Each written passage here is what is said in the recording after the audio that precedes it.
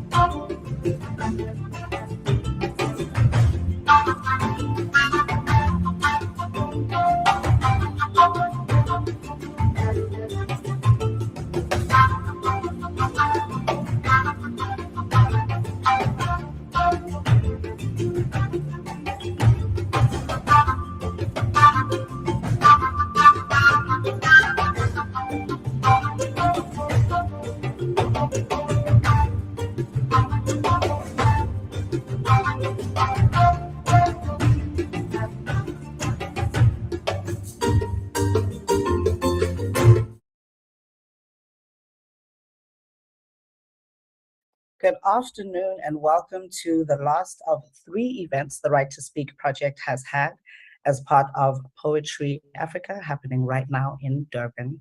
My name is Kakaza Mohare and I have had the extreme honor of being the Right to Speak project coordinator. Today, I am joined by a few guests who are really going to help us take a look at what the Right to Speak project has managed to achieve, really. And before I introduce the amazing guests that I have joining me today, I really wanted to just highlight some of the successes that we've had. So I'm just going to pull up my screen in a second to really share with you what has, apologies, just getting my screen up.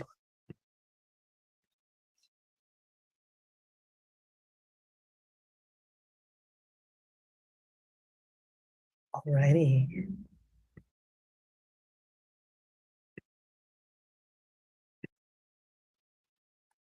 Fantastic. We are off.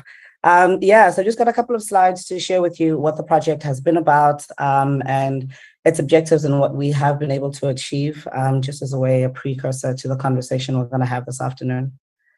So the Right to Speak project is an international collaboration that sets out to explore the many ways in which poetry can and does give voice to human rights issues that impact us regardless of where we are in the world. It is a European Spaces of Culture funded project that is testing innovative collaborative models in cultural relations between Europe and local partners. At the heart of the project lies a new spirit of dialogue in which equality, mutual respect, and learning represent the core values that help build trust and understanding between people.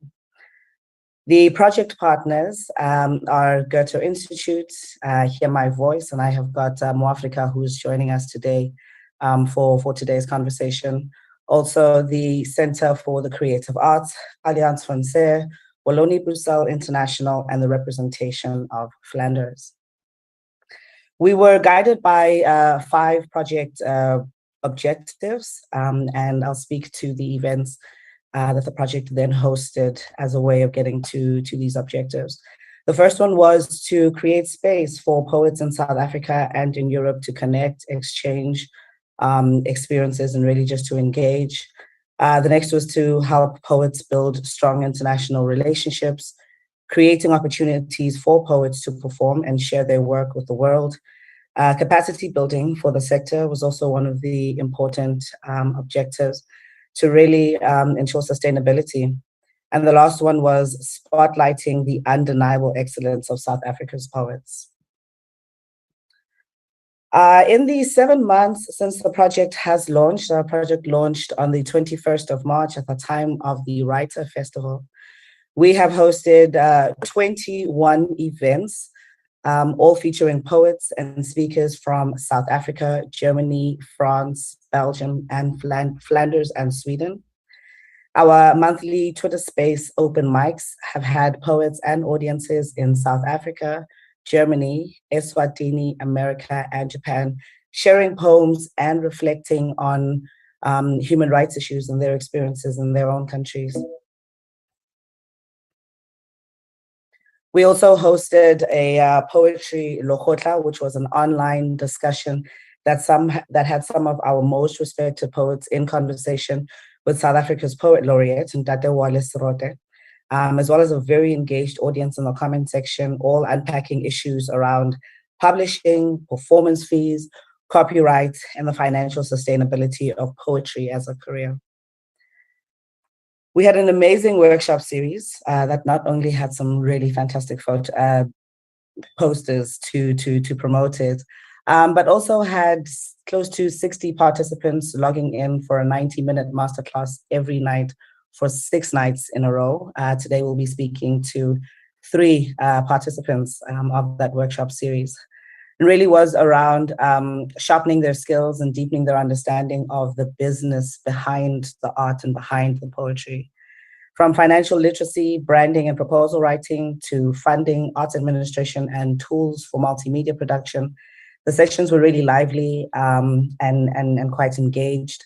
And most of the sessions were led by poets, which for us really made it clear just how much work goes behind the scenes in building a sustainable career. I would like to just, send a massive shout out to all of the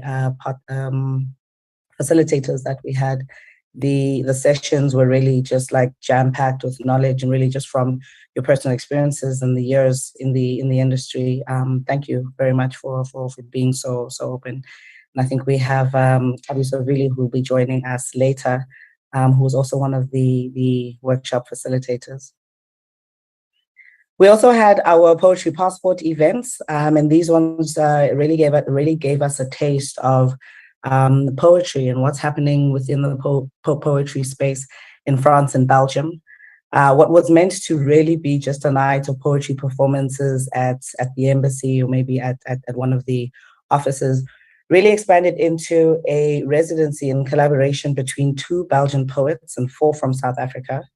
The poets engaged and collaborated with our local homegrown talent, giving birth to a beautiful collective poem that allowed the poets to reflect on a not so beautiful racist experience that they all had to endure.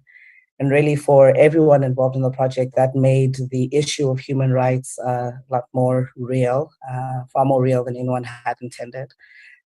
You are able to catch the recordings of both the Joburg and the Cape Town show on our Instagram page. So please do go through and check that out. We also had the French Poetry Passport. We participated in France's first regional forum in the Our Future Africa Europe Dialogue series, with a focus on the revitalization of democracy through innovation and creativity. Each month, 3 phenomenal poets, Abiso Vili, Shamila Roshani, and Lynn Bjornsdottir from Sweden, South Africa, and Germany, have written poems and 6-word stories reflecting on a different International Day of Significance. And their words have been matched with some breathtaking photography that really brought their poems to life. All this digital content is available on our social media channels, so please do go check us out on Facebook, Instagram, and Twitter. And lastly, we launched the first of its kind catalog of South African poets who are ready to rock any international stage. And thanks to the amazing team at CCA and UKZN, there's also an accompanying anthology that's going to be featuring 20 of the most talented writers in South Africa. So that brings us sort of to a wrap of the project and what it has been able to achieve. And today we have asked some guests to come through to speak to us really and reflect on all that we have done. So I'm going to call up one of the project partners. We have got Muafrika Wamokati, who is representing Hear My Voice. Muafrika, how are you?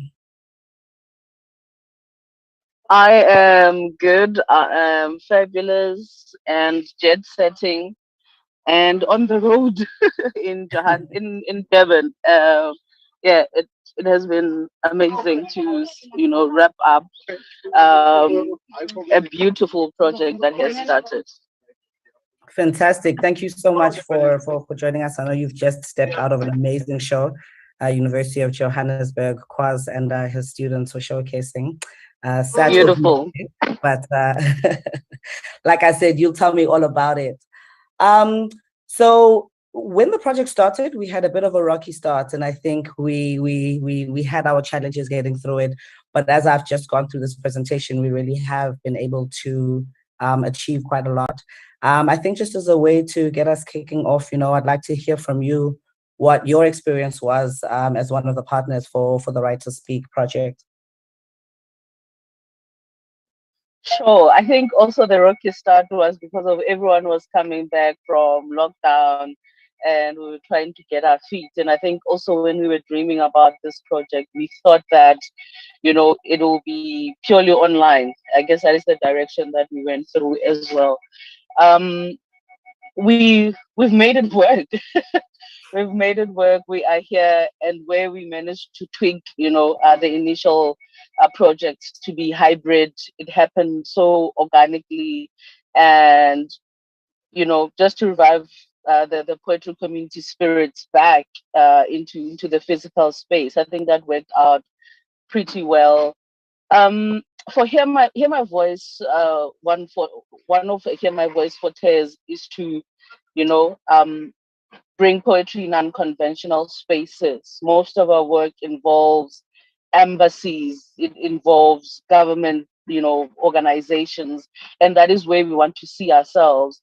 And when the Goethe Institute, came through about this, it was also within our alley, because of we like exporting South African poetry. So if there's any chance to make sure that South African poets are plugged in some of these platforms, then why not?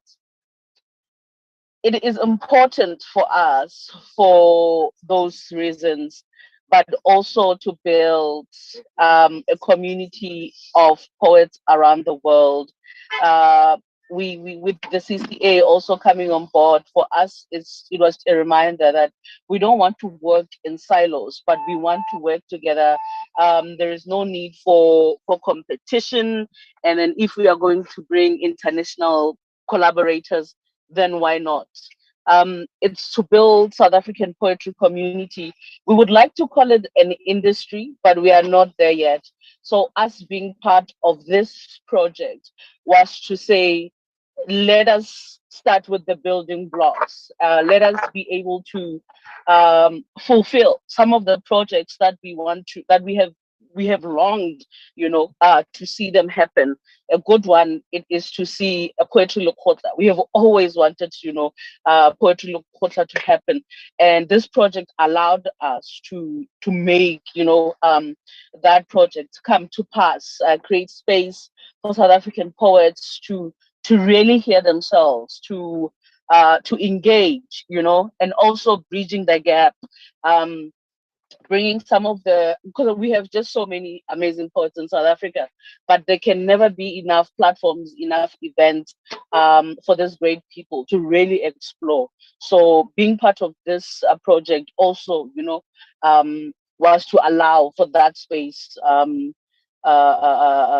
happen, or the platform for some of those ideas to happen, and for the South African poets to be known. And amazing concepts, were really born out of this project.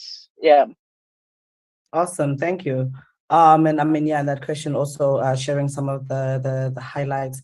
That Lekgotla was really amazing, just to hear the conversations that we know are happening, maybe in smaller groups, but to be able to put it on a public platform like that and to be able to engage was fantastic.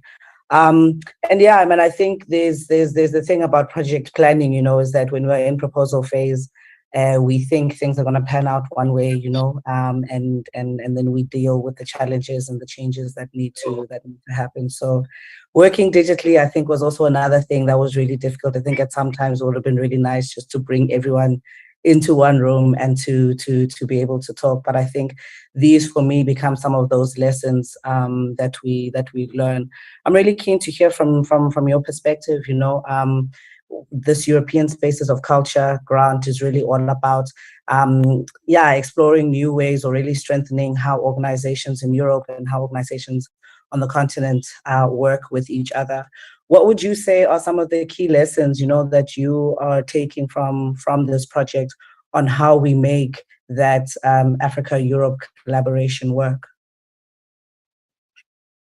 I'm known to be a tongue lasher when it comes to such matters. And I think that the cultural organizations that we partnered with, the thread or the conscious awareness that was emphasized, I think also hence us agreeing, was that each and every cultural organization, representing their countries, they are not here to impose their culture, but we are here to collaborate. And for me, that was the biggest thing. Especially, we still trying to redefine ourselves. We partnering with countries, with institutions that have countries of the longest, systems in place. And so it's like we're trying to play catch up. And for me, it is important that, they really said this is a collaborative platform. And I think sometimes, you know, in the back end, we're trying to push this poet, you know, to like let's push a bit further, because of we are playing catch up to the rest of the world. Being part of this project is to say the damage of history has happened, but let's come together with the resources that we have, to try and bridge the gap. That's how I see it. And um, it's making, you know, the developments of our community, of our poetry community, firmer, you know, and I'm taking it from that perspective. Um, as I represent here my voice, but those are my strong personal views. Um, yeah, it's the foundation, you know, blocks that are really needed, because of we still have a Department of Sports, Arts and Culture that is also really still finding their feet, um, polishing policies to see what works and what doesn't. But for us on the ground who are working, you know, with especially with the young voices as well, to find out what is it really that they want. These platforms, they allow space for such to for such ideas to be concretized, for South African, you know, poets to find themselves in, to find their names to be mentioned in countries that they would have never, you know, even imagined. So this is, it's some of the core things. Hopefully I didn't derail too much from your question, but yeah, I just like to start from the root and to the present, in a sense. But yeah. Mhm. No, look, this really is a reflection session, you know, and I think if you look back at what we have done and what we have learned, we could probably go on all day reflecting on it. So thank you very much for sharing. I can see you're definitely a lady on the move there. So I'm gonna jump over to my last question to you, just to say, I mean, there's been quite a lot, and you spoke about, you know, some really great ideas. That even some ideas that never even made it to, let's say, the proposal, just from when those first meetings with the partners coming together. For Hear My Voice, what would you like to see, you know, maybe carrying forward, or what would you like the future to look like of the Right to Speak project? Because it really would be sad to see it all come to an end, you know, after a year. But in a perfect world, what does the future of a project like Right to Speak look like? Is to make it a continuous program. We really need to come together. You know, those who have done it before, to say those who are still learning, let's come together. And I think one of the things that I appreciate is how, you know, the partners were able to rope in younger organizations with, like, to, you know, to the main programs, to bring an organization like Words in Your Mouth from Mpumalanga. Some people don't know about it, but like, then to say let's bring them on board, it's for that also, you know, is to say let us continue creating these platforms. I'm a big believer of creating systems, you know, that even when we are not here, when Moafrika and Kagaza are not here, but we have left a project where other people can come and then they can run with it. It is important that we lay these foundations, especially if you want to dream about, you know, the South African poetry industry. Projects like this, they really allow us um, to level up. You know, the catching up concept to the rest of the world is exactly this, and it is upon ourselves, you know, to call everyone within the creative and cultural industry, and just to borrow from South Africa. I mean, and also a big thread was democracy throughout this project, and things were done in a very democratic way, and it is to say, as we are building democracies, especially within the African continent, um, organizations like this, they really, you know, play a very integral. they really play a serious, an integral part into those building blocks. I just muted there. There was some chuckles, so I just, asked for kind of a couple of minutes to wrap it up. But yeah, I mean, we are in a van we are with poets from all over the world, and it just happened because of signing treaties, of countries signing treaties, and it wouldn't happen if it wasn't for projects like Right to Speak, and also there's a lot of censorship that is happening. Some is in our faces, some happens in political spaces, and still, whether we like it or not, this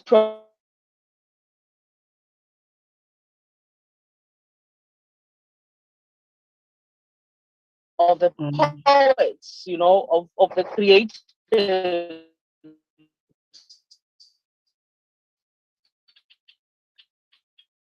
Africa, to make sure that we document, even the country. No, sorry, I think Yes, we struggled a bit, but it does sound like you're back. Okay, so I was saying that it is the treaties that are on the backbone of such platforms, and it is the works of the artists to really speak their truth, and to really speak their truth. But also, it is some poets who from the partner countries wouldn't normally speak about some of the things that are speaking about. So we have a good percentage of expressing ourselves. So when we come together, we find also comical ways of expressing issues in our countries. And it is because of projects like this to say it can be done, silencing creatives. It can never be, much as projects like this are funded by by the politics and the political strategies. But the poets, the creatives continue to create work that speaks to societal ills. So this project is big. I wish we can expand it also to the rest of the continent. It is necessary. We were able to speak about issues that are very pertinent. Where I wish other African countries could just join in and come up with solutions, that can be implemented, all over the world. We are like, May Diana Ferres is with us, helped with propelling, the remains of Sarki Badman to come home. It was via a poem, for the French people to release the remains of Sarah Badman. If we are having intentional projects that speaks to such works, imagine what we can really do. So yeah, it's this to the short and long answer of it is the projects like Right to Speak are necessary. Thank you so much for that, and also just thank you for the amazing work that you've done as a partner on this project. You have brought on other organizations. I know, we've had a lot more interaction with Sweden as well, and that really is from your long relationship. The residency that we were able to have with the Belgian Poetry Passport. We had the Idaheart series of events that are happening there. That Poetry Lokotla, which is available on our Facebook page. Please, if you were not part of that conversation, go and check it out. Whatever role you play in this community, in this sector, the conversation that started there was really important. And I think it's quite fitting then that a project like this wraps up at an international poetry festival where we are spending day and night with each other, talking and having these conversations. So let me not keep you from that anymore. Please do enjoy the rest of Poetry Africa, and thank you for joining us this afternoon. I would like to take this moment to say thank you for really, leading us, Tagaza. That's a Sotho batare o sebeditse ka manontlhotlho. Usman, thank you so much. Cool. So that was Muafrika Wamokati, who is 1/3 of Hear My Voice, one of the partners that we had bringing the Write to Speak project events that we had throughout the past 7 months.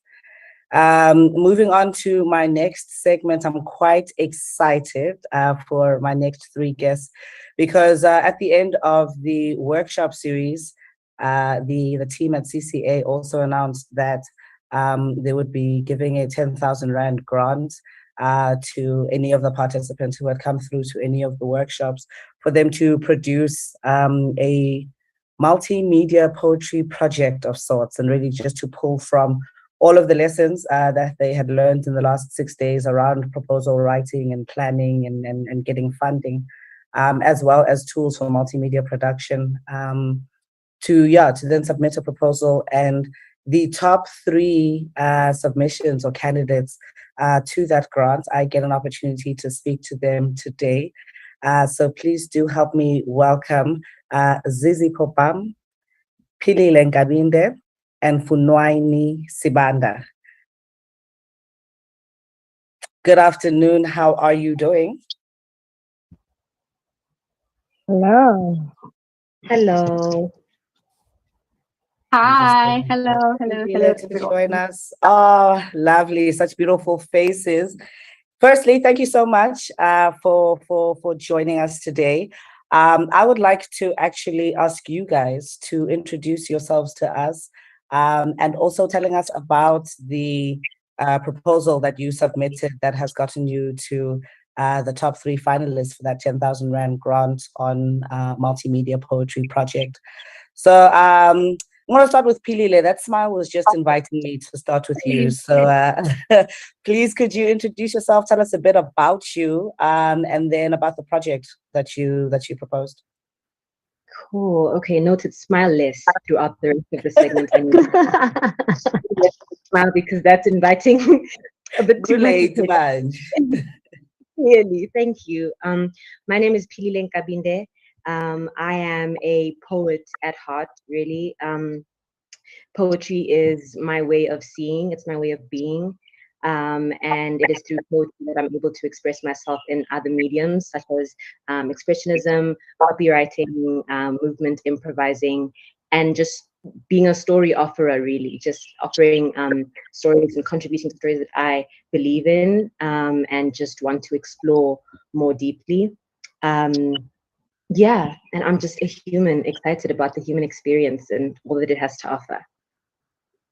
Well, Human, thank you so much for joining us for today's conversation. Zizi Popam, how are you? Hi, I am well, thank you. I'm good. Introduction. Please, let us know who you is. I'm Zizi Popam. I'm a poet. I am I think I'm a travel enthusiast now. I like to say that about myself. And I'm a visual storyteller. I'm interested in telling stories that kind of tap into the inner child, that heal the inner child, and doing that through a series of interdisciplinary art forms. I'm interested in seeing how poetry can transform into a work of art and how it can transform into a sound. So yeah, that's basically who I am. Thank you so much for joining us. And we have Funwaini Sibanda. Please, could you introduce yourself? Hi, dzina langa ndi Funwaini Mwamaseve Chililo Mutonga, 100% the people of God. I am a Zimbabwean-born poet. I'm a multi-dimensional conduit of the arts, currently creating in Johannesburg. Multi-dimensionalism is a very big topic in what I do and how I create. It's very important for me to explore how we as humans, as poets, as artists, exist and create in all the dimensions that we exist in. Fantastic. Thank you so much. So we had the workshop series, and it was everything from branding, proposal writing, finance, the multimedia tools for production, And then the CCA announces, use all of that you've learned to then write this proposal. Pilile, I'm going to start with you again with this one. What were some of your key takeaways that you found useful as you were now trying to craft this proposal for the project? I think first and foremost, what comes to mind now is what Ukabi spoke about, that being the golden thread, and just the whole basis of understanding that people buy into intention, narrative, and story. And it is the combination of all those three that really hold up the integrity of your idea. I found that really interesting, and it gave me time to sit with my own narrative and intention within my work. I also recall Sisile Mashile speaking about performing as a poet in South Africa specifically, and how we need to just insist on our worth and not to devalue our labor, to really learn how to quantify our art without modifying it. And that really, I think, speaks to just creating art that you yourself would buy into, art that speaks to you. And yeah, I really took away just how important it is to understand your art before you expect anyone to understand it on your behalf. Yeah, and there were just also some technical aspects that I appreciated regarding the ecosystem of an organization. Ishmael spoke to just how that consists of a variation of like players and enablers and infrastructure and inhibitors. And I was just very intrigued just as to how many components make up an organization and what it takes to bridge the gap with funding between the government department and the project partner to service a government priority. And I was just like frantically taking notes, because like it's a lot of things that we tend to, or a lot of details rather, that we tend to overlook. But there's just so much meaning and clarity in those very technicalities that make our ideas make more sense to us. So yeah, that I found those takeaways to be really, really vital for me. Awesome. Punwani, for you, what were some of the key takeaways from any of the workshops that we had in the workshop series? So I definitely was drawn to what Pilile spoke about earlier, or with Kabiso's golden thread as well. I felt like that was very important. The mountains that we climb to see the other mountains, and how our journey really it started from the golden thread where we want to go, and then when we get to the top of where we want to be, we find that, oh, there's more, there's deeper stories to tell. And I think through the workshops, I learned that my value and the work that I do is literally a part of who I am and how I grow and how I nourish this art. Furthermore, I definitely took away from the grant proposals as well, how we integrate our work with others, how we can come into a society and actually create social impact. But the finer details of doing that really takes time, commitment, and on top of everything, it calls on actually bringing other people to help you. If you don't know something, ask. If you need help, ask. If you are in need of better information, attend such workshops. I think that was very, very important for me. It was the first time for me attending a workshop based on poetry specifically, and how we can grow as poets and become creative businesses, whether as an individual or trying to create.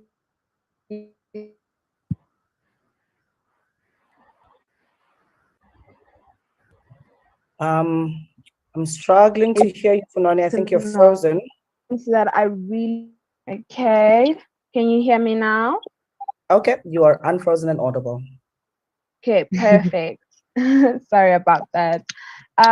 So yeah, I think it might be network, but Yeah, you what I live in was South Africa, so don't worry, we got you. okay, all right.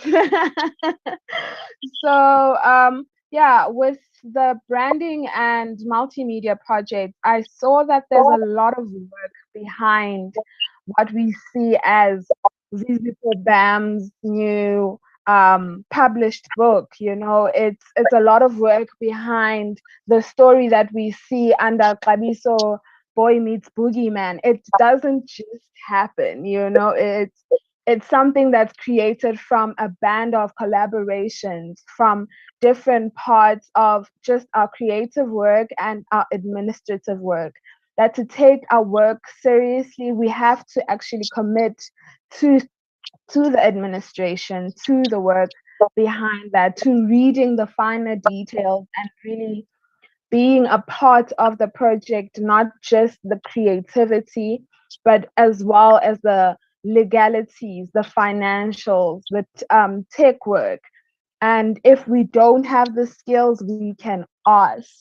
If we don't have the skills, we really can find the people and they out there. So right to speak, this project really equipped us with that information, that the information is out there and the right people will help you. And if you put yourself out there to actually gain that information, you can become better and create better stories that reach further.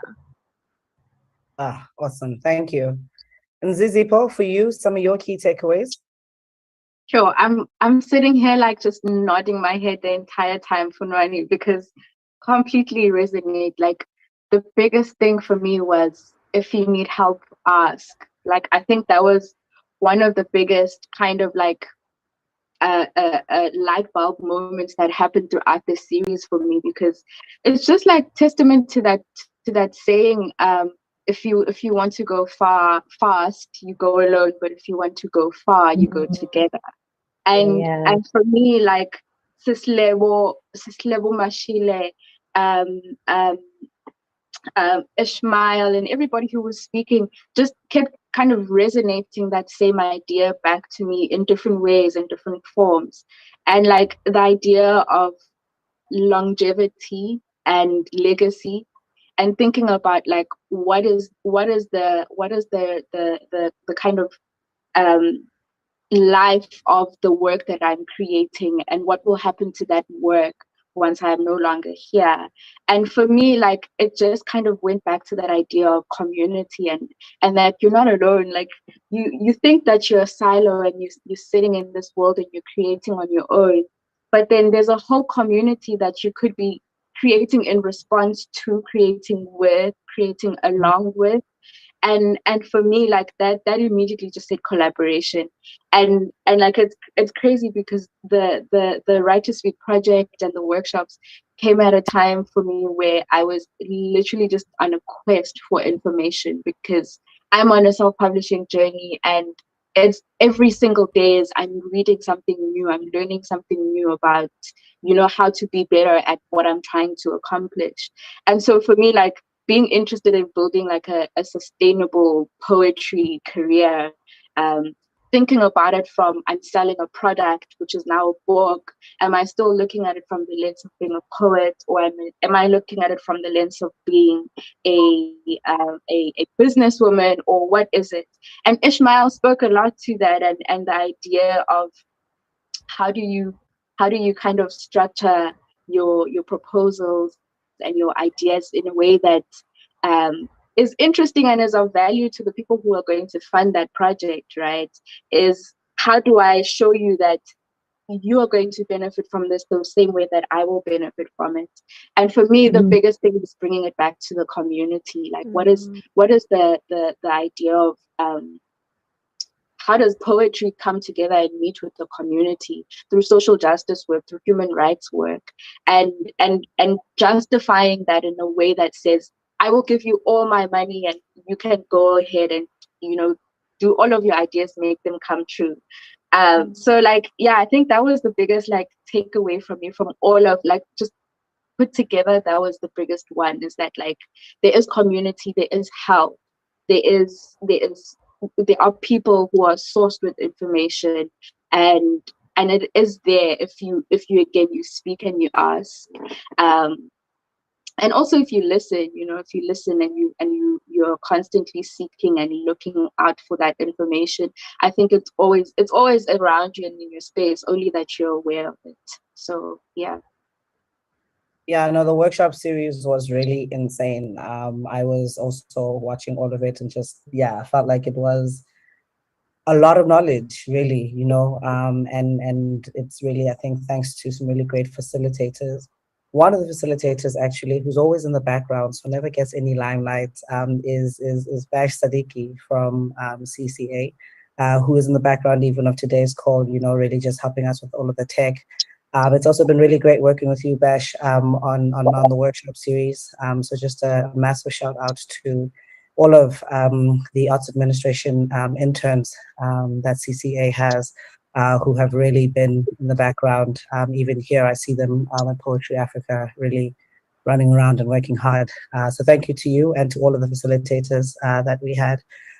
Listening to you guys speak is really like heartwarming, because we sat as the partners really wanting to do something meaningful, and when we thought about, the business behind the writing, I think there's a lot of writing and performance workshops, but you can be really amazing in that aspect. And if you don't understand all of the other stuff, it really can be really career limiting, so I'm really glad to hear that you guys gained so much from it. And there's even other stuff I was like, oh really? Okay, well, I'm glad that happened as well, so thanks for staying through in those sessions as well. I know like online learning can be really difficult, and we thought that people would drop off, but like I said, like close to 60 participants each night, and at some point we would need to like, okay guys, let's end the session, it's gone over, the intended 90 minutes, just Q&A going through there, which I guess also speaks to that community and sharing, and also like the need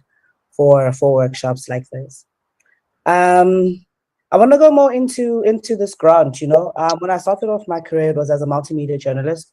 So I'd go out into the field and you need to produce these multimedia stories, which would end up being like maybe a 2 to 3 minute. But the amount of time it takes to produce a 2 to 3 minute multimedia production is quite insane, right? So I'm quite keen to hear from you guys just a bit about that.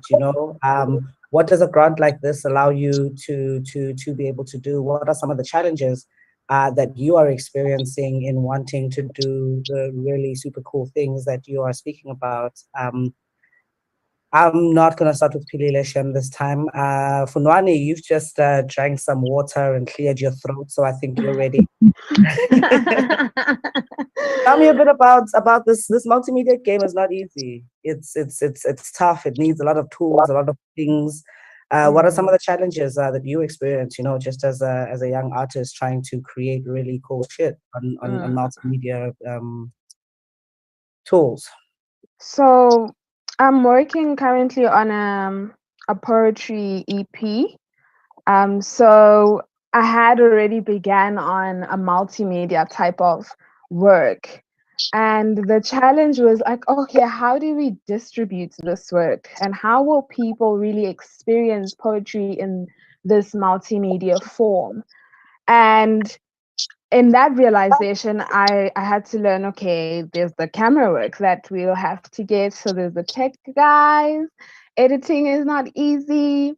When you ask photographers and videographers about their rates, they tell you ridiculous amounts, but it's not ridiculous because it's actually the amount of work that they have to put in. And when it comes to poetry, it becomes even trickier because now they have to match the words to what you're trying to visualize. So my biggest challenge really was to really understand, I guess, the value of the multimedias that can exist together, and therefore honor those values. Once you start collaborating with people, because a multimedia project, I can't do everything. I can say some really nice words. I can maybe vocalize, but not necessarily do everything. I can't be the videographer. I can't do the editing. So really finding the people as well who are compassionate and passionate about the work that we're trying to get out there, tell the stories that we're trying to tell the people. That was a really, really challenging task for me. I'm still working on it. I'm still finding my feet. But what I've realized is that people are willing to work, people are willing to create, people want to form this new culture and form a new world, and a new understanding. And if we can help them with whatever needs that they may have, grants can help with that situation. Within the workshop series, they kind of taught us as well that, okay, don't lean on just the financial aspect, lean on the humanizing as well, and try to understand that people can help you from another kind of angle, which is maybe broadcasting your work, and saying, okay, let's do this, find spaces that are aligned with your ideas and talk to those people, see if they're willing to screen your work, give you space to give that exposure to your work. So yeah, mostly really just understanding the value and committing to um, honoring the work that I do, but the work of my collaborators as well. Mm-hmm. Totally. I think, yeah, this is really where you see, the power of that collaboration, and that's quite nice that you bring that in, because that is one of the main objectives of that European Spaces of Culture grant that the Right to Speak project got funding for, is around collaboration, and the power of collaboration. And we've been able to see how the 6 partners who are a part of this program have been able to collaborate to create what we've got here. Pilile, for you, when you are trying to play this multimedia game, what are some of the challenges that you come across? I think first and foremost, I think the realization is important. It is a kind of game, and it's okay to play, because I do think that quite a few artists may rely on like the seriousness of like, we have all these multimedia forms and all of them need to shine in the same way, and we all need to be serious and linear about it. But I think just what was just mentioned now, I resonate with so much, because it really is about like playing respectfully and respectively in our own mediums, but in a way that will allow for all of them to bleed into each other in a vision that we all trust. And I think, yeah, that's really what the core of it is for me. And I guess the challenge there becomes in just everyone understanding and perceiving the vision to be this one thing. Like, yes, we can understand it and interpret it differently, but just there has to be a collective idea of where we're headed and why we're going there, and like what we're exploring as a collective. Because yeah, it's really a challenge to try and get all of the aspects to shine or to be at the forefront, as opposed to them speaking to each other in their own language. So in my case, what my poetry project proposal is a poetic performance art piece that will have a meditative flow brought to life by the poem itself. Bones, breath, and blessings must meet, as well as percussion and string instruments and spiritual melodies and movement, all working together to relay the single vision. And as much as I am passionate about all of them in their own ways, like there still has to be just this fundamental basis of everyone being like, here are all our counterparts, and like it's not about having them speak their own thing one at a time. It's more so about them coming together and just singing this harmonious message together. And yeah, I think that's where it is for me. That's what I'm trying to figure out, to just respect the form, be true to the form, but also for all those forms to speak cohesively to each other. so that the vision at the end comes together beautifully and mostly truthfully. Like I think that's also it. Like it sometimes, well, maybe no, for me all the time. Like I really aim on, whenever it's a collective vision that we're all trying to achieve or make sense of. Most of it really is about being as true and as clear as possible. It's about getting out of the way of the idea. Like it's not necessarily about each art form being good and being like pretty and beautiful and sound nice per se, but it's just about all of them being as clear as possible so that the vision is true and meaningful in each respective medium, because they all have their own characteristics about them. I love how you started that, just around multimedia. It's a game, and it's really okay to play, because I think that's where the creativity sits. That's where you will find out new tools, new things that are just like, oh, okay, let me use this next time. And Zizi, to bring you in, I mean, that's exactly what you did when you participated, I think last year in the Word and Sound Digital Slam, where you were now pushed into also now having to bring your poem. And oh, I remember it, the chair, the red, amazing. Like it was an art piece, what were some of the challenges there that you were experiencing, in translating your poetry into a different art form, almost? Not almost, definitely a different art form. It definitely was a different art form. I think it becomes like you become interdisciplinary, right? You start to investigate a different art form and how like the same idea can extend itself into that art form. Like I like to think of it as like an extended metaphor. Like you start the metaphor as like an egg, and then it becomes a completely different form, and now it's a piece of chicken on your plate, right? But it's become so many different things throughout its life. And I think like when you look at it in that kind of simplistic way, you strip it of all of the decoration and the noise, and you're left with, again, like how Pilile was saying, you're left with the idea. Like you get out, everybody moves out of the way, and you're left with just the idea. And how do we then work with the idea through the different lenses that we have? It was so strange for me during the pandemic and lockdown, and having to do that on your own, because now you have to look at it from all of these different perspectives, and each time trying to see it with a new eye, with a clear mind, with fresh ideas, and I think that's the difficulty in also kind of coming together with different people and involving the different disciplines respectfully, right, in their respective roles as well, is how do we then like kind of try to communicate the same idea in these different kind of art forms. And for me, like it was a challenge, but it very quickly I realized that, okay, I can't do this on my own. Like it didn't take long for me to be like, okay, yeah, I'm gonna get a ring lights, and we're gonna get a camera, and we're gonna, we'll figure it out.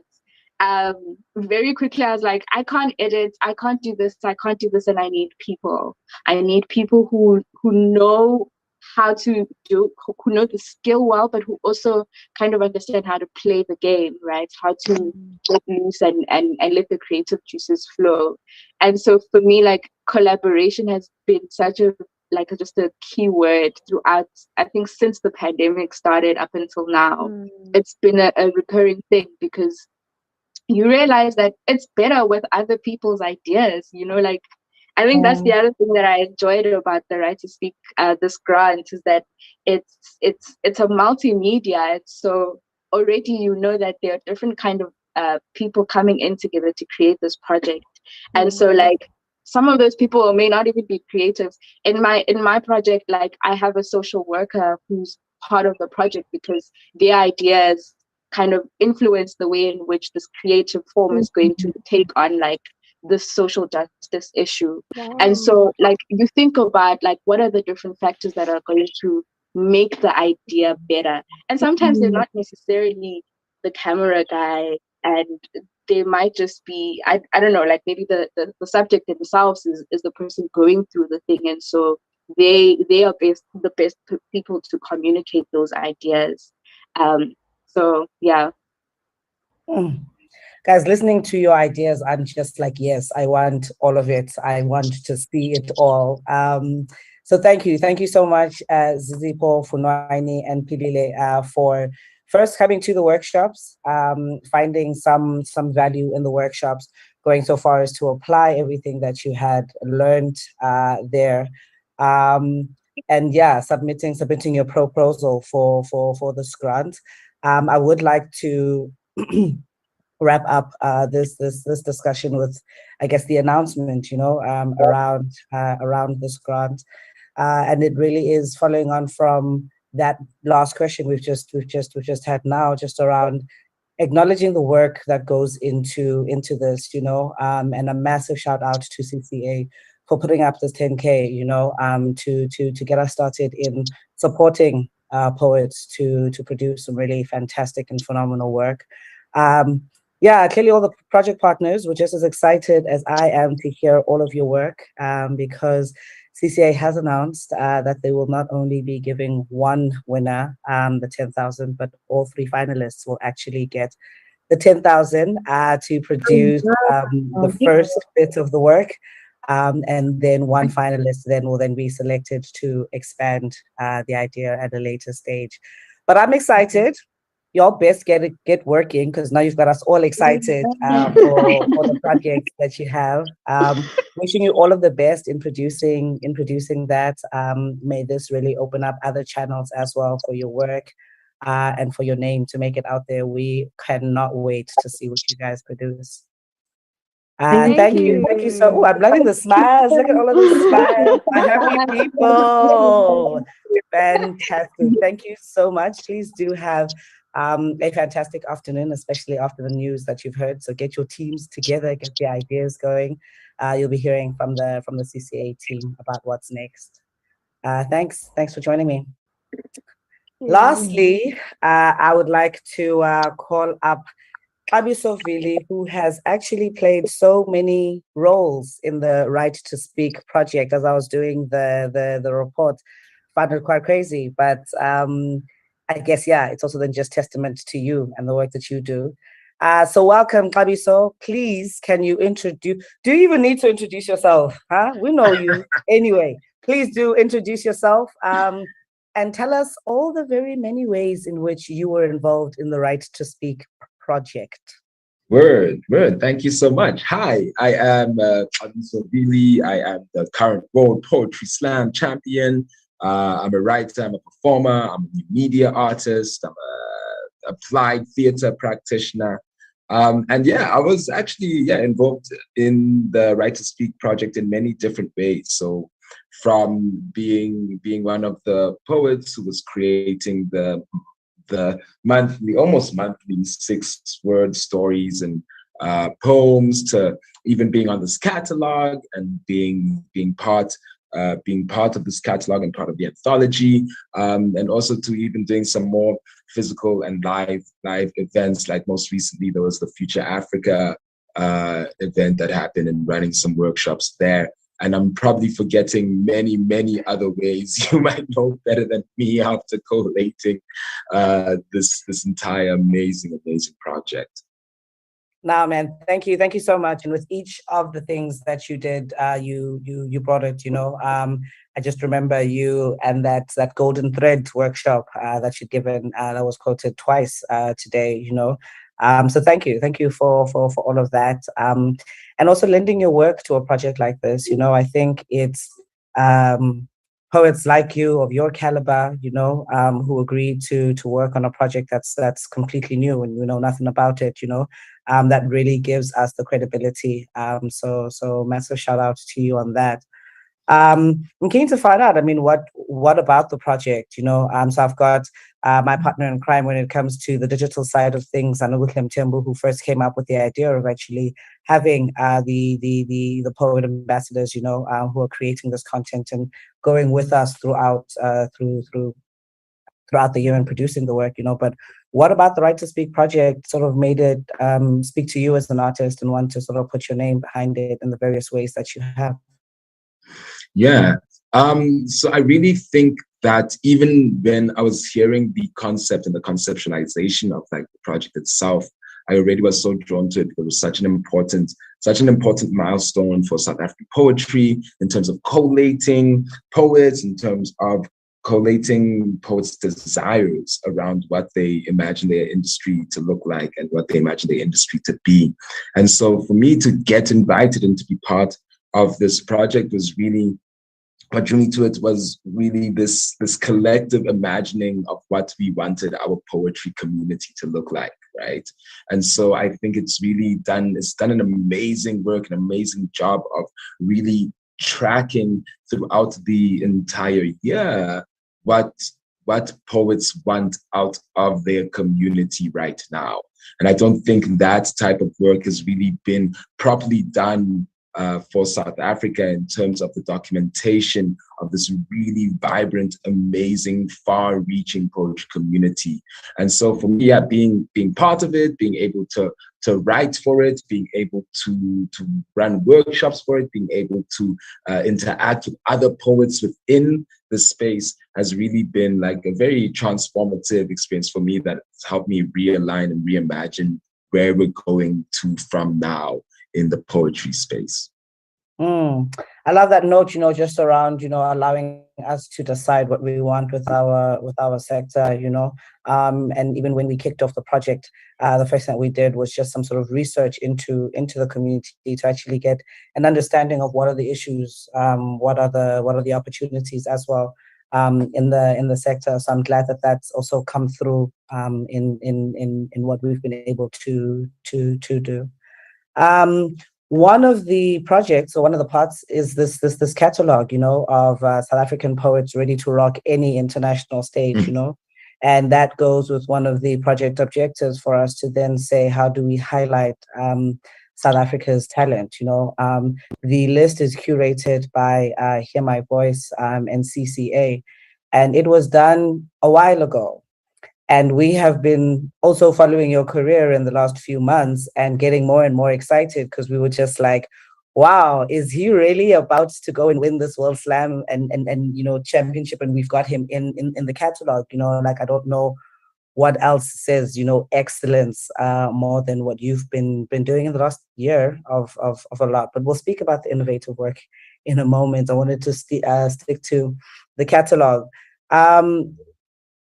With your international star, not even rising, but doing some shooting situation in the sky there, what does being a part of a catalog like this mean? What does, firstly, existence of a catalog like this mean? Why is it important?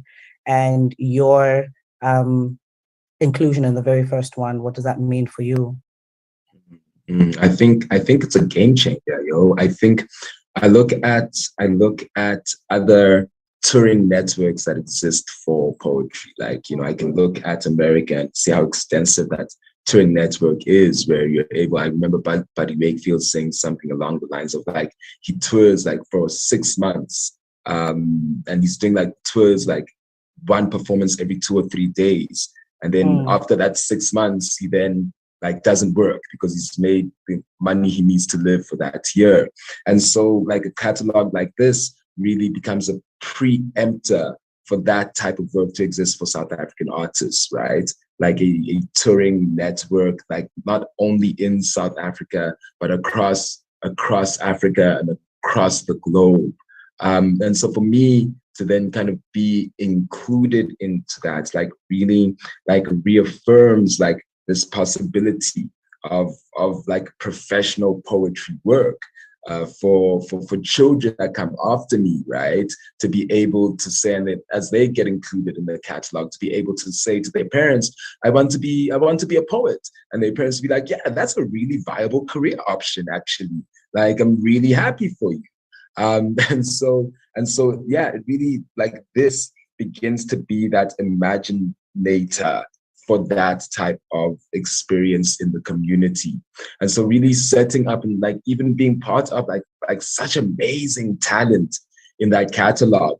And so what we say is that South African poetry is some of the best in the world. And I've been saying that I just went to go bring the proof back. And so what really has been created now is a catalog of the 20 best poets in the world, right? And now it's just a matter of showing and sharing that with all the other countries and all the other touring and poetry networks that exist, and really actually starting to claim that as South Africa, as the South African poetry community, being like, here we are, and we exist, and we are the best. Now pay us and tour us and show us to the rest of the world. No, totally. As a precursor to my last question, you are currently showcasing at the Faku Kesi Digital Innovation Festival. Please tell us a bit about that. What is your project? What's happening in your life right now?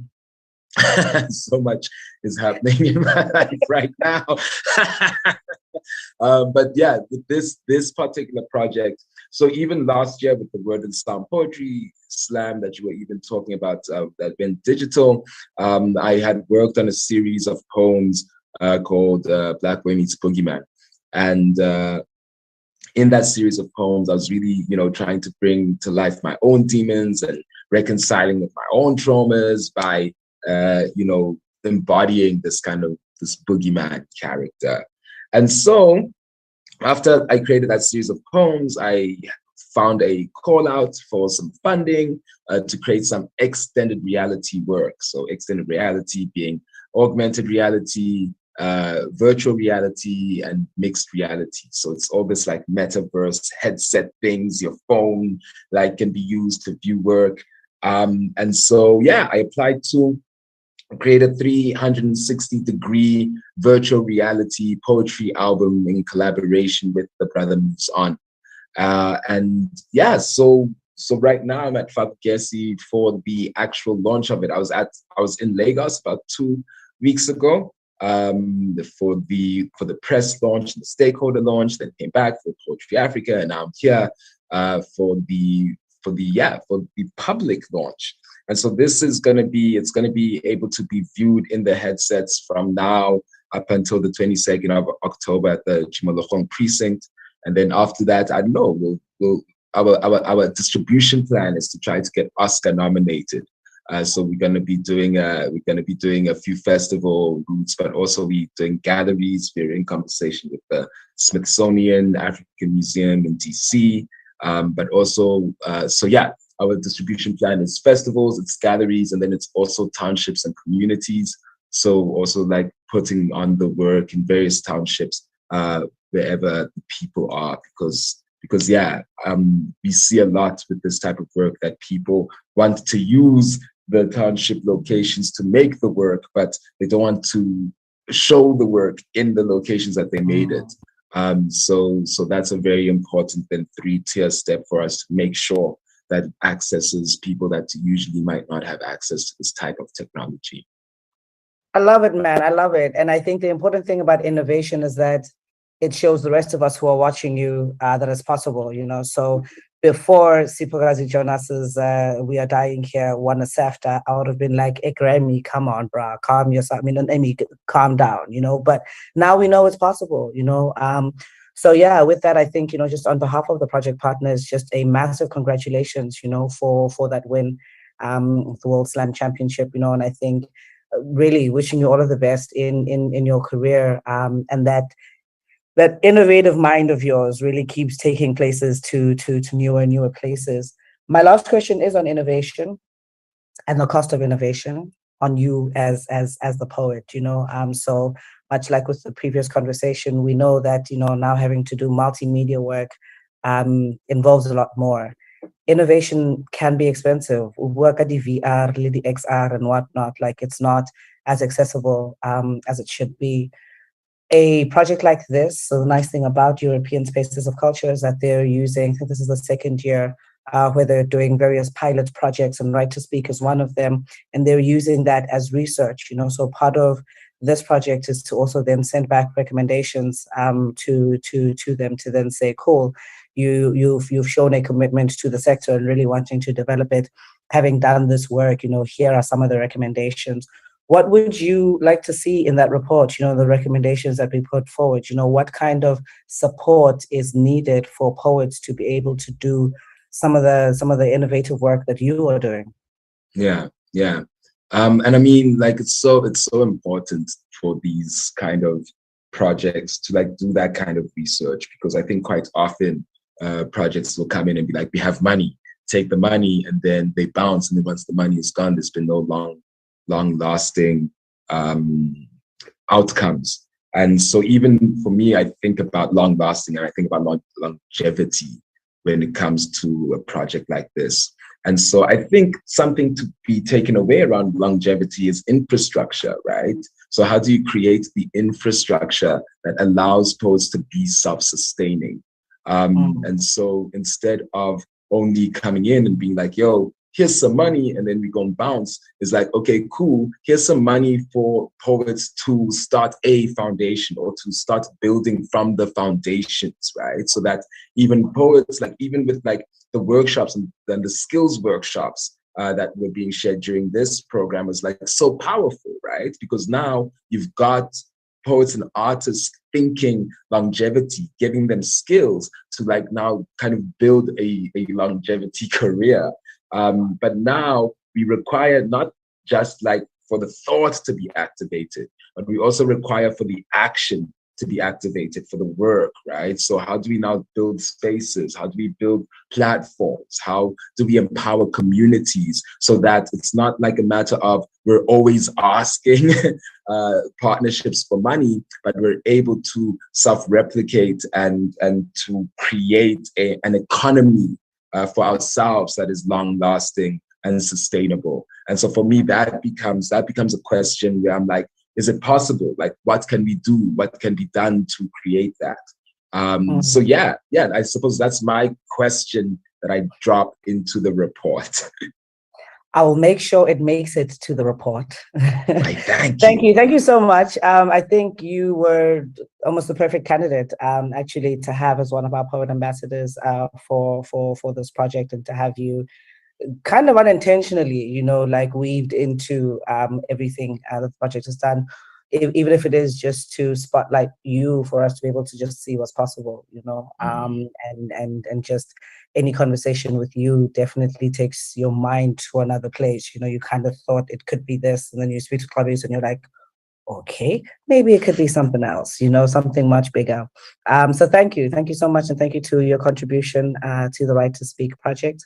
I am definitely, as soon as I come back to Joburg, going to make sure to check out your film at the Fagogesi Festival. Thank you so much. Alrighty, that brings us to the end of our Right to Speak Reflections webinar. I'm almost getting emotional just thinking about us wrapping up this project. You know, it has been our lives sort of every day since March, and the project comes to an end at the end of October. Please do go through to the Right to Speak's social media channels. A lot of the content that we've been speaking about or shows were streamed, and so they're available still on our social media pages. We're also going to be sharing some content till the end of the month. We have one more open mic night that is happening on the last Thursday of October. So there's still a little bit more of the project, but this is essentially our closing. We would like to thank Poetry Africa as well for hosting the closing of the Right to Speak project. And yeah, just for me, a really massive thank you to all of the project partners as well who have made the Right to Speak project happen. And a massive shout out to UNEC and the European Spaces of Culture. Yeah, I think the sector really needs a lot of people who are dedicated to its development, to the development of poets as well, you know, and to make sure, I think I really love what Claviso said around, we have the power to create the sector that we want to live in and to work in and to grow in. And projects like this really just empower us all to do that. Yeah, that's it. Hey, it's been lovely. It's been great. I am definitely off to go and check out the rest of what's happening at Poetry Africa. Hope everyone has a fantastic afternoon. Thank you for tuning in.